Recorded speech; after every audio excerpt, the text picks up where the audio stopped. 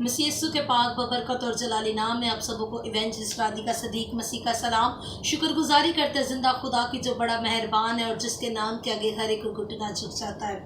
मेरे अजीज़ों, आज हमारा टॉपिक बहुत ज़बरदस्त है। हम आज सीखने के लिए जा रहे हैं कि ईद पेंतीकोस्ट के मायने क्या हैं, या फिर ईद पेंतीकोस्ट हम क्यों सेलिब्रेट करते हैं। Second, helper according to Bible कौन है, और उसके अलावा हम ये सीखेंगे कि होली स्पिरिट को पाने के लिए हम क्या कर सकते हैं, क्या वो चीज़ें हैं जो हमारी ज़िंदगी के अंदर पाक रूह को लेकर आती हैं। तो आइए मेरे साथ मिलकर सबसे पहले हवाला निकालेंगे अमाल की किताब। यहाँ पे अमाल की किताब पहले बाब की 8 और 9 आयत को हम देखेंगे। खुदा का कलाम बयान करता है, लेकिन जब रूह कुदस तुम पर नाजिल होगा तो तुम कुव्वत पाओगे और यरूशलेम और तमाम यहूदिया और सामरिया में बल्कि ज़मीन की इंतहा तक मेरे गवाह होगे। ये कहकर वो उनके देखते देखते ऊपर उठा लिया गया और बदली ने उसे उनकी नज़रों से छुपा लिया। यहाँ पर जब हम खुदा के कलाम में अक़दस में से देखते हैं तो मेरे अजीज़ों, खुदा का कलाम यहाँ पे बयान करता है कि यीशु अल मसीह ने कहा कि तुम ज़मीन की इंतहा तक मेरे गवाह ठहरोगे। जब यीशु अल मसीह ये बातें कर रहा तो उसके बाद यीशु अल मसीह उठा लिए गए। एक इस टॉपिक को हम आगे कंटिन्यू करेंगे, और दूसरा जो हवाला है वो अमाल की किताब 2 बाब की पहली आयत से लेकर 6 आयत तक है। यहाँ पे खुदा का कलाम बयान करता है, जब ईद पेंतीकोस्त का दिन आया तो वो सब एक जगह जमा थे कि एक आसमान से ऐसी आवाज़ आई जैसे जोर की आंधी का सन्नाटा होता है, और उससे सारा घर जहां वो बैठे थे गूंज गया, और उन्हें आग के शोला की सी फटती हुई जुबानें दिखाई दी, और उनमें से हर एक पर आ ठहरी, और वो सब रूह कुदस से भर गए और गैर जुबानें बोलने लगे जिस तरह रूह ने उन्हें बोलने की ताकत बख्शी। और हर कौम में से जो आसमान के तले है खुदा तरस यहूदी यरूशलेम में रहते थे। जब यह आवाज़ आई तो भीड़ लग गई और लोग दंग हो गए, क्योंकि हर एक को यही सुनाई देता था कि ये मेरी ही बोली बोल रहे हैं। तो मेरे अजीज़ों, यहाँ पे जो हमने सेकंड टॉपिक अपना देखा है, इसी कलाम का जो हमारा सेकंड जो चीज़ हम देखेंगे आज कलाम अक़दस में से, वो ये थी कि ईद पेंतीकोस्त के रोज़ हर शख्स वहाँ पे इकट्ठा था। क्योंकि ईद पेंतीकोस्त के मायने जब हम देखते हैं तो ईद पेंतीकोस्त के मायने 50वां दिन। बनी इसराइलियों की 3 बड़ी ईदें थी, पहले ईद ख़याम, दूसरी ईद फसा और तीसरी ईद पेंतीकोस्त। बहुत सारे लोग ये समझते हैं कि रूह कुदस नाजिल हुआ एंड देन ये ईद आई बाइबल के अंदर या फिर लोगों के अंदर। तो ऐसा नहीं है, क्योंकि ये ईद जो तीसरी है ये आप हिस्ट्री में पढ़ सकते हैं। आप ये जब हिस्ट्री को सर्च करेंगे तो हिस्ट्री आपको बताएगी कि बनी इसराइलियों की 3 बड़ी ईदें थी, ईद ख़याम, ईद फसा और तीसरी ईद पेंतीकोस्त, यानी कि 50वां दिन ईद फसा से लेकर, और ये आते आते जब 50 रोज़ कंप्लीट होते तो उस वक्त ये ईद मनाई जाती थी। ईद पेंतीकोस्त के दूसरे मायने पहले फलों की ईद भी है, और ये वो इस खुशी में मनाते कि खुदा ने हमें नई फसल दी है। अब वो वक्त था जब यीशु अल मसीह ने ईद फसा को सेलिब्रेट किया, एंड देन यीशु अल मसीह अपने उस मकसद के पास आके पहुंच चुके। जब यीशु अल मसीह जो हैं अपने बाप से जो मकसद लेकर आए थे उसको पूरा करने को थे, तो यीशु अल मसीह ने इस ईद से पहले कि वो ये ईद के बारे में हमें बताते, यीशु अल मसीह को मसलूब किया गया। तीसरे रोज़ वो मुर्दों में से जी उठे, और जी उठने के बाद 40 रोज़ तक यीशु अल मसीह ज़मीन पर मुनादी करते रहे। अब आप कह सकते हैं कि 40 रोज़ तक वो कैसे मुनादी करता रहा। तो जब हम इस बात को सर्च करते हैं, जब हम देखते हैं इस कलाम अक़दस को, और यहाँ पे भी खुदा का कलाम जब हमने फर्स्ट चैप्टर पढ़ा था, यहाँ पे खुदा का कलाम बयान करा था 9 आयत के अंदर, ये कहकर वो उनके देखते देखते ऊपर उठा लिया गया और बदली ने उसे उनकी नज़रों से छुपा लिया। यीशु अल मसीह को बदली ने छुपा लिया, वो जमीन से उठा लिया गया। ये तब की बात हो रही है जब वो तीसरे रोज मुर्दों में से जी उठा है। अब जब जी उठा है तो उसने अपने जी उठने के बाद लोगों को दिखाई देना शुरू हो चुका है। सबसे पहले औरतें और मरियम मगदलीनी उसकी कब्र पर आई है। जब वो कब्र पर आई है तो वो देखते कब्र तो खाली है, और कब्र के इर्द गिर्द उन्हें एक रोशनी सी महसूस हो रही है, और वो रोशनी फरिश्ते की थी, और वहां पे यीशु अल मसीह का ज़हूर उन पर हुआ। तो मरियम मगदलीनी जो है वो खुशी से झूमना शुरू हो गई कि यीशु अल मसीह वाकई जी उठा है। फिर सेकंड टाइम यीशु अल मसीह पतरस रसूल और यूहन्ना रसूल को नजर आए। फर्स्ट टाइम औरत और मरियम मगदलीनी को नजर आ रहे, सेकंड टाइम के अंदर यीशु अल मसीह जो है वो पतरस और यूहन्ना रसूल को नजर आ रहे हैं, और थर्ड टाइम बाकी शागिर्दों को जहाँ पे वो ठहरे हुए थे वहां पे यीशु अल मसीह उन्हें नजर आए हैं। यीशु अल मसीह उनके पास आए हैं और उन्हें कहते हैं कि देखो मैं जी उठा हूं, जैसा मैंने कहा था कि मैं मसलूब हुआ और तीसरे रोज मैं मुर्दों में से जी उठा हूं, और जी उठने के बाद मैं तुम्हारे पास आया हूं ताकि तुम्हारे दरमियान मैं ये मुनादी करूं कि इकट्ठे हो, अपने दिलों से डर को निकालो, अपनी परेशानियों से बाहर निकलो, अपने हौसलों को पुख्ता कर लो, क्योंकि तुम्हें अब मेरे काम को करना है। और वो सेकंड हेल्पर जिसके बाद मैं तुमसे करता आया हूं कि मैं जाता हूं और तुम्हारे लिए एक मददगार भेजूंगा, अब वो वक्त है कि तुम उसको हासिल कर सको। लेकिन मेरे अजीजों शागिर्दों ने उस वक्त यीशु मसीह का यकीन ना किया। फिर चौथी मर्तबा जो है उनमें चूंकि तोमा रसूल मौजूद नहीं था, तोमा रसूल कहीं पे गया हुआ था, तो एक हफ्ते के बाद तोमा रसूल भी वापस आ गया। जब तोमा रसूल भी वापस आ गया है तो मेरे अजीजों यीशु मसीह फिर उन पर जाहिर हुआ। चूंकि जब हम ज़बूर नवीस को देखते हैं, जब हम तौरेत को देखते हैं, जब हम सहाफ़ुल अंबिया को देखते हैं, तो वहां पर खुदा का कलाम जो है किसी और तौर पे पेश होता है। वहां उस दौर के हिसाब से उन किताबों, उन सहीफों के मुताबिक इंसान जब मर चुका तो सिर्फ कयामत के रोज जी उठता है। तो इसी वजह से रसूल इस कश्मकश के अंदर थे। वो तमाम तर फॉलोवर्स जो यीशु अल मसीह के साथ साथ रहते थे वो इसी कश्मकश के अंदर थे कि क्या ये मुमकिन है कि वो वाकई जी उठा। वो ये कीदा रखते थे कि अब जो उसको मसलूब किया गया तो वो जो है अब जी उठेगा कयामत के रोज। लेकिन ये कौन सा मौजज़ा है कि वो हमारे दरमियान है। फिर यीशु अल मसीह ने कहा मेरे हाथों को देखो, ये वही हाथ है जिनमें तुम्हारी खातिर कील ठोके गए। मेरे पैरों को देखो, मेरे पैरों के अंदर कीलों के निशान है, इनमें हाथ डाल के चेक करो, ये निशान हकीकी है। तो जब उन्होंने चेक किया तो उनको तब यकीन आया कि यह वाकई हमारा उस्ताद है, यीशु अल मसीह है। और 40 रोज तक 39 डेज तक मुनादी हुई है, और 40 डेज जब आना था तब यीशु अल मसीह ने उनसे बात करनी थी। यीशु अल मसीह जगह ब जगह फिरता रहा और मुनादी करता रहा। यीशु अल मसीह जगह ब जगह अपने शागिर्दों को बेदारी देता रहा, क्योंकि हम कलाम मुक़द्दस के अंदर देखते जब यीशु अल मसीह को मसलूब किया गया तो शागिर्दों ने अपने हिम्मत हार दी थी। वो फॉलोवर्स जो जीसस के साथ साथ चलते थे वो अपनी हिम्मत हार चुके थे। इवन के पतरस रसूल भी वहां से भागना चाहता था, पतरस रसूल भी अपनी जान छुड़ाना चाहता था, क्योंकि उनके दिलों के अंदर डर बैठ चुका था कि अब तो हमारा उस्ताद भी खत्म हो चुका है, अब तो हमारा उस्ताद भी इस दुनिया में नहीं रहा, तो हम कैसे खिदमत करेंगे, कैसे मुनादी करेंगे। यहूदी लोग हमें कत्ल करने के लिए तैयार हैं, वो हमें मारना चाहते हैं। तो इस वक्त यीशु अल मसीह ने उनके अंदर दलेरी बख्शी। मेरे अजीजों, वो दलेरी उनके अंदर शायद ना होती अगर ईद पेंतिकोस्त के रोज सेकंड हेल्पर ना आता। ये सेकंड हेल्पर कौन है, हम आगे चल के इस बात को भी सीखेंगे कि अकॉर्डिंग टू बाइबल हमारे पास सेकंड हेल्पर कौन है। यहाँ पे खुदा का कलाम बयान करता है कि ईद पेंतिकोस्त के रोज वो एक जगह पे जमा है। ये जमा ऐसे नहीं हुए, इनको जमा करने के लिए यीशु अल मसीह ने 40 दिन तक, जब तीसरे रोज मुर्दों में से जी उठे हैं तो 40 रोज तक जमीन पर रह के मुनादी की है।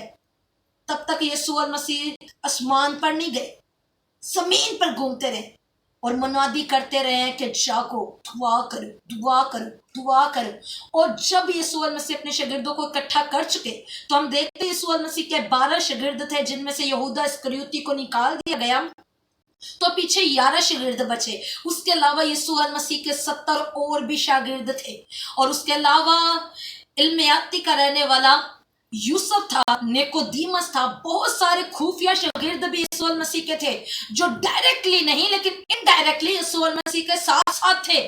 تو یہاں پہ ہم جب دیکھ رہے ہیں خدا کے کلام کو، تو یسوع المسیح جب مسلسل منادی کرے تو منادی کر کے کہہ رہے ہیں کہ 40ویں روز تمہیں گلیل کے پہاڑ پر اکٹھا ہونا ہے۔ گلیل کا پہاڑ زیتون کا پہاڑ بھی کہلاتا ہے، اور جب یسوع المسیح ان سے کہہ رہے ہیں کہ تمہیں اکٹھا ہونا اس جگہ پہ، جب یسوع المسیح ان سے یہ کہہ رہے ہیں کہ تم سب کو وہاں پہ آنا ہے، تو میرے عزیزوں جیسے کہ ہم دیکھتے کہیں پہ کنونشن ہو، کہیں پہ ایسا خادم آ رہا ہو جس کے تھرو بہت زیادہ معجزات ہوتے ہیں، تو ہم اپنے ارد گرد کے لوگوں کو بتاتے ہیں۔ تو وہاں پر صرف شاگرد جمع نہیں ہوئے گلیل کے پہاڑ پہ، وہاں پہ ہسٹری کے مطابق ڈھیروں کی تعداد میں، ایون کہ 500 سے تجاوز کر چکی تھی وہ جماعت جو گلیل کے پہاڑ پر آن موجود ہوئی ہے۔ تو اس وقت ان تمام تر لوگوں نے اکٹھا ہو کے گلیل کے پہاڑ پر 40ویں روز اکٹھا ہونا شروع کیا ہے۔ بہت سارے اندھے بھی آ گئے، بہت سارے لنگڑے بھی آ گئے، بہت سارے بیمار بھی آ گئے۔ کیونکہ اب شاگردوں کے تھرو ہی کہیں نہ کہیں ان کے کانوں تک بات پہنچے کہ یسوع المسیح کا ظہور جو ہے وہ گلیل کے پہاڑ پر، زیتون کے پہاڑ پر ہونے والا ہے۔ تو جب یہ سب 40ویں روز اس جگہ پر اکٹھا ہے، تو ان کے اکٹھا ہونے کے بعد اب یہ دیکھ رہے ہیں کہ یسوع المسیح کا ہے۔ تو یسوع المسیح جب وہ تمام تر لوگ اکٹھا ہو چکے ہیں، تب یسوع المسیح نے اپنا ظہور ان پہ نازل فرمایا ہے۔ جب یسوع المسیح آیا ہے تو میرے عزیزوں لوگ اندھے منہ گر چکے ہیں، لوگ سجدے میں گر چکے ہیں، کیونکہ اس کے چہرے میں نور ہے۔ وہ اب اپنی حقیقت میں آیا ہوا تھا، کیونکہ پاک روح اس کے اوپر موجود تھا۔ اب وہ ایک زمینی حالت میں نہیں تھا، اب وہ ایک ایسی حالت میں تھا جس میں اس کے اوپر نور چھایا ہوا تھا، اور اس نور کو دیکھتے ہوئے ہر کوئی اس کے قدموں میں سجدے میں جھک گیا، اندھے منہ اس کے قدموں میں گر پڑے۔ نبی، رسول، پیغمبر ہر کوئی اس کے قدموں میں گر پڑا، عام شخص، بیمار، پریشان۔ تو میرے عزیزوں جب ہم یوحنا عارف کو دیکھتے ہیں تو یوحنا عارف بیان کرتا، جب میں نے اسے دیکھا تو اس کے قدموں میں میں مردہ سا گر پڑا۔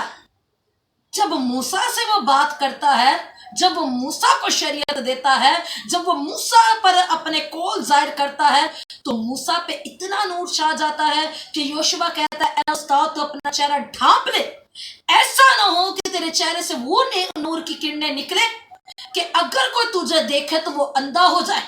اب یہ وہ ہے جس کے اوپر اتنا نور ہے کہ اگر کوئی موسیٰ کو دیکھے تو وہ اندھا ہو سکتا ہے، تو اگر کوئی ڈائریکٹلی اس پرسن کو دیکھ لے، یسوع المسیح کو دیکھ لے، تو پھر اس کا کیا ہوگا؟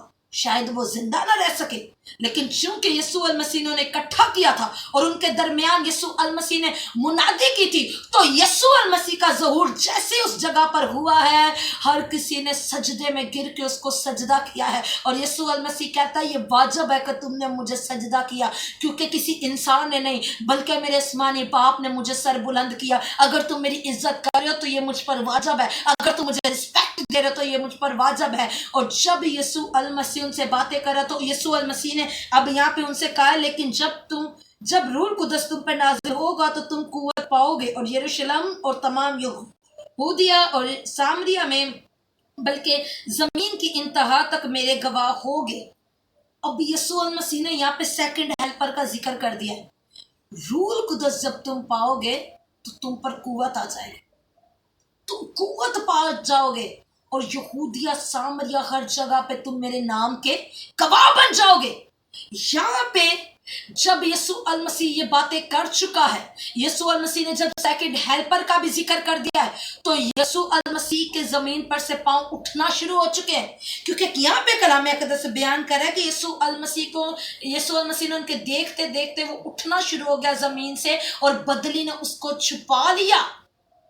تو جب یسوع المسیح کے پاؤں زمین سے اٹھنا شروع ہو چکے ہیں، شاگرد، رسول، عام لوگ، ہر کوئی اسے دیکھ رہا ہے کہ یہ کیا ہو رہا ہے، یہ کون سی قوت ہے جو اس کو اوپر کی جانب اٹھا رہی ہے۔ اگر قوت ثقل کے قانون کو دیکھیں تو اس قانون کے مطابق زمین انسان کو کشش کرتے، اس کو کھینچتی ہے اپنی طرف۔ یہ کون سی قوت ہے جو اس کو زمین سے اوپر کی جانب لے کر جا رہی ہے؟ اور یسوع المسیح تب اس جگہ سے اٹھا لیے گئے۔